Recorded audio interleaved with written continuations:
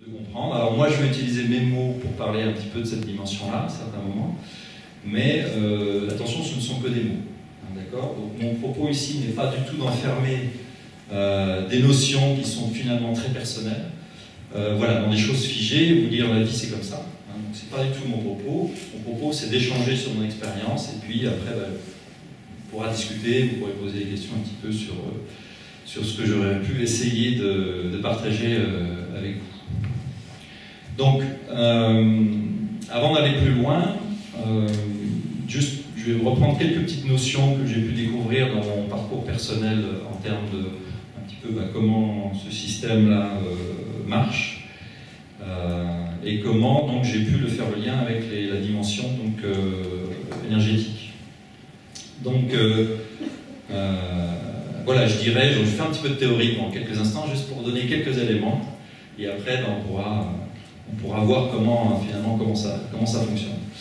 Donc, ce que je peux percevoir dans le champ énergétique, c'est, vous avez la dimension, on va dire, qui est assez proche de l'émotionnel, en fait. Donc, c'est comment l'énergie de vie se distribue dans le corps. D'accord ? Est-ce que ça circule ? Est-ce que c'est bloqué à certains endroits ? Est-ce que ça s'est mis en protection ? Hein, donc, l'être humain a une capacité, souvent inconsciente, en fait. Son énergie vitale, il peut décider quelque part, inconsciemment, au début en tout cas, de le condenser quelque part. Hein, la vie nous traverse en permanence. Ça, ce sont des théories, on va dire, assez asiatiques. Hein. Je pratique le Qigong, donc le Qigong, ou les yogas, des choses comme ça. Finalement, c'est l'énergie vitale qui nous traverse. Et quelque part, il y a une partie, heureusement, dont on ne contrôle pas beaucoup, ça nous permet de rester en vie quand même. Mais le reste, en fait, est très conditionné par nos croyances, et nos blocages émotionnels et nos expériences, voilà. Et donc ça va se configurer, notre système, on va dire, énergétique, une cartographie de la vie en nous, quelque part, va se distribuer en fonction de ce qu'on a vécu, en fonction de la famille, bien sûr, dans laquelle on a grandi, en fonction de nos croyances, en fait. Donc, il y a quelque part les deux niveaux, il y a la dimension émotionnelle, et beaucoup aussi, bien sûr, les émotions qu'au cours de notre vie, on n'a pas voulu rencontrer. D'accord ? Par exemple, si, quand on est petit, on est d'humeur très colérique et qu'on nous a fait comprendre, parfois de manière un peu brutale, que c'était pas bien de nous mettre en colère et que si on se mettait vraiment beaucoup en colère, eh ben, ça allait mal se passer. Alors évidemment, dans l'esprit des enfants, hein, on a une compréhension limitée des choses et on va y dire, ok, alors, être en colère, c'est pas bon. Et je risque, bien sûr, des craintes fondamentales, on risque de m'abandonner, on va plus m'aimer, etc. D'accord ? Donc, au nom finalement de garder l'amour de son environnement, au nom de s'adapter à son environnement, c'est juste un exemple, je vais prendre ma colère, qui est finalement une énergie vitale, qui à ce moment-là s'est exprimée de cette manière-là, d'accord ? Et mon tempérament est colérique, ok ? Et je vais la mettre sous le tapis. Je vais dire, ça c'est pas bon, ça me menace quelque part. Parce que quand je l'exprime, eh ben, je déstabilise mon environnement et ça va me retomber dessus, ou ça va retomber dessus. D'accord ? Donc je mets ça sous le tapis. Cette énergie, je la rentre dans l'inconscient, donc ça c'est très... Pour les Jungiens, qui sont... Voilà, je mets ça dans l'ombre, hein, c'est-à-dire que c'est une partie de moi que je ne veux pas voir. D'accord ? Parce que je l'ai jugée à un moment donné dangereuse, je l'ai jugée ingérable, enfin voilà, j'ai mis un jugement dessus, où les gens autour de moi, quand j'ai grandi, ont mis un jugement dessus, que j'ai intégré, et voilà, ça c'est pas bon, donc je planque quelque part. Il n'empêche que c'est d'énergie de vie, ok, qui va se condenser quelque part, comme si je le mettais un peu au congélateur, vous voyez, okay, donc je mets ça au congélateur, en espérant que jamais j'aurai à ressortir la barquette marquée colère dessus. N'empêche que cette énergie-là, comme je ne veux pas la voir, hein, je l'ai exclue de ma réalité consciente, elle est quand même restée dans mon système. Okay, et elle va devenir indépendante quelque part. Hein, c'est comme si c'était, ah ok, tu veux pas me voir, bah ok, mais je vis ma vie. Et c'est de la force vitale, d'accord ? C'est une énergie de vie. Simplement, je l'ai... le truc, c'est que comme je ne l'ai pas laissé vivre d'une certaine manière. Et je ne dis pas qu'il faut laisser les enfants exprimer leur colère, etc. Hein, c'est une partie un peu théorique là. Mais quelque part, cette énergie vitale, je l'ai coincée sous une certaine forme à un moment donné. Elle va rester là, et bien sûr, on sait bien ce que c'est, par exemple la colère, elle va se réactiver d'une manière ou d'une autre, souvent à mon insu. Okay, ou si vraiment cette colère n'est vraiment pas, comment dire, il n'y a pas de soupape de sécurité à certains moments, elle va descendre sur le corps.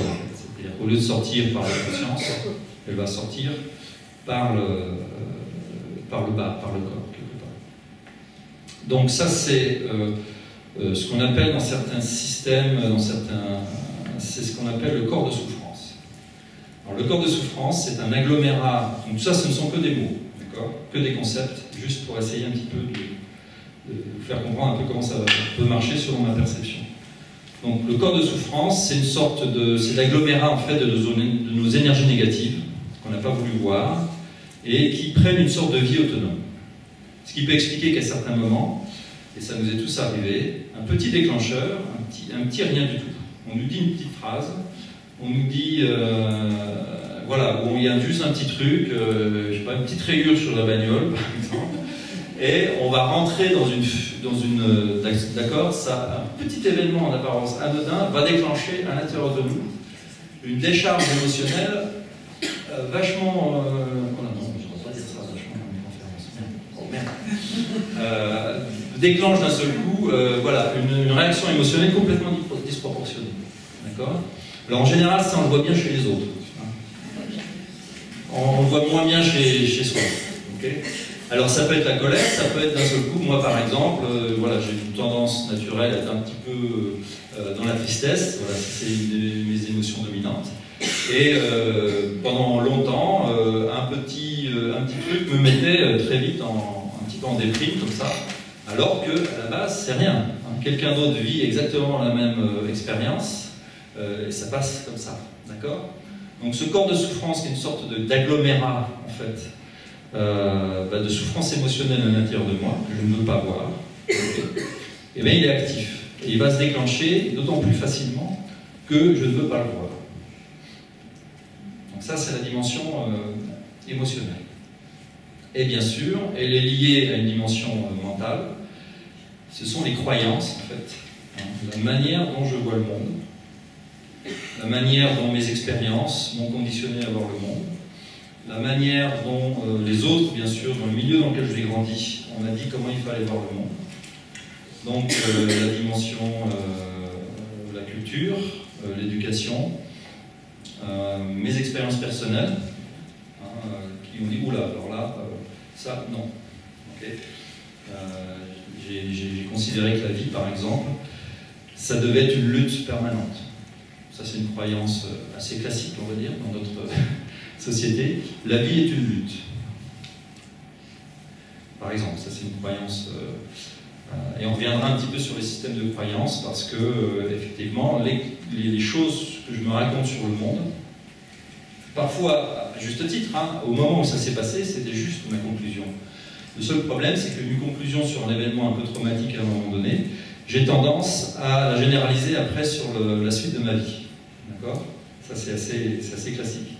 Si j'ai été abusé à un moment donné, je vais avoir après tendance voilà, à être hypersensible sur ce point-là, et même dans une circonstance qui ne soit pas du tout une circonstance d'abus ou quoi que ce soit, je vais voir la réalité, teinter ma réalité avec mon expérience.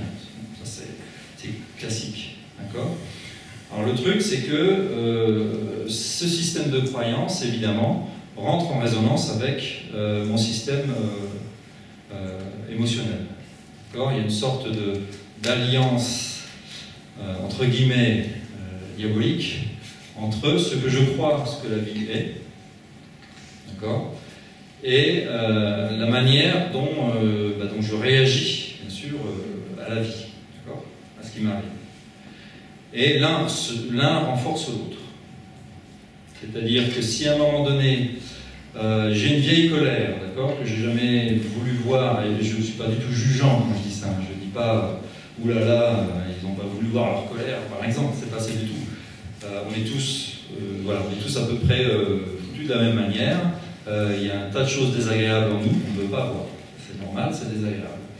Donc s'il y a une bonne vieille colère, par exemple, que j'ai jamais vraiment voulu voir, et qu'à un moment donné, elle en profite d'un petit événement, on me dit tiens, ce matin, putain, tu t'es coiffé avec un pétard, qu'est-ce que tu fais et tout, et tac, ça va déclencher, j'ai l'impression qu'on me juge, ouais, donc ça va déclencher une émotion de colère qui va monter, et qui va ensuite déclencher, se rentrer en résonance avec mes croyances, ok, qui vont être par exemple, ouais, de toute façon, on ne m'accepte jamais comme je suis, je me sens jugé, d'accord? Et bien sûr, puisque j'ai déclenché ma grille de lecture négative de la réalité, je vais de nouveau renforcer mon émotion. Ça va? Donc il y a une espèce d'alliance négative entre les croyances que j'ai imprimées et mes réactions émotionnelles, où elles vont se renforcer, elles vont se justifier elles-mêmes très souvent. D'accord? Ça va? Je suis en train d'écrire l'être humain un peu... On peut s'en sortir. Hein,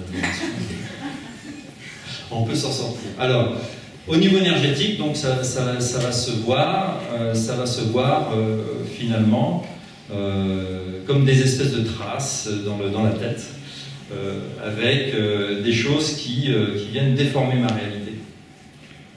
Et puis, bah, bien sûr, au niveau énergétique dans le corps, il va y avoir des blocages que souvent, d'ailleurs, on sent au niveau physique. Ça va assez souvent sur les articulations. Il y a beaucoup, par exemple, la peur est beaucoup au niveau du ventre. Enfin, voilà. Après, il y a plein d'expressions qui disent j'ai peur au ventre. Voilà, il y a plein de... où je porte le monde sur les épaules. Bah ouais, énergétiquement, on peut voir, il y a une charge ici. Donc il y a plein d'expressions qui sont en fait le reflet, très justement, de la manière dont on a configuré l'énergie vitale à l'intérieur de nous.